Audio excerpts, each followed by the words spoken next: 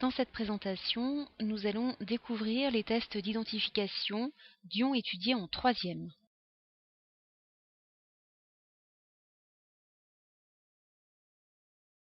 Pour cela, nous allons tout d'abord utiliser un réactif que l'on appelle hydroxyde de sodium, ou plus communément de la soude. Nous allons ajouter quelques gouttes d'hydroxyde de sodium dans chacun des 3 premiers tubes à essai.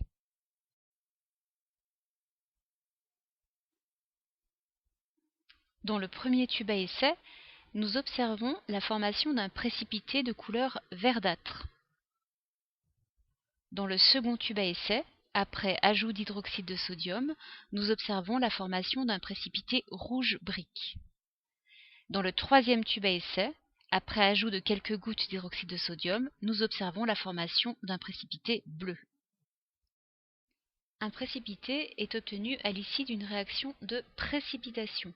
Il s'agit d'un produit formé à l'état solide, finement divisé, dans un liquide. C'est la raison pour laquelle on observe un trouble opaque dans le tube à essai. Selon la couleur du précipité obtenu, on va pouvoir déduire la présence d'ions dans la solution. Je rappelle que dans cette expérience, le réactif utilisé était l'hydroxyde de sodium. Dans le premier tube à essai, nous avons obtenu un précipité verdâtre qui met en évidence la présence d'ions Fer2, Fe2+. Dans le second tube à essai, nous avons obtenu un précipité rouge brique qui met en évidence la présence d'ions Fer3, appelé également ion ferrique. Et enfin, dans le troisième tube à essai, nous avons obtenu un précipité bleu, caractéristique de la présence d'ion cuivre Cu2+. Utilisons à présent un autre réactif, le nitrate d'argent, pour identifier les ions présents dans la solution du quatrième tube à essai.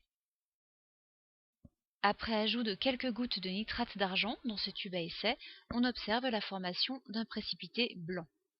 Ce précipité a la particularité de noircir en présence de lumière. Il permet d'identifier les anions chlorure Cl-.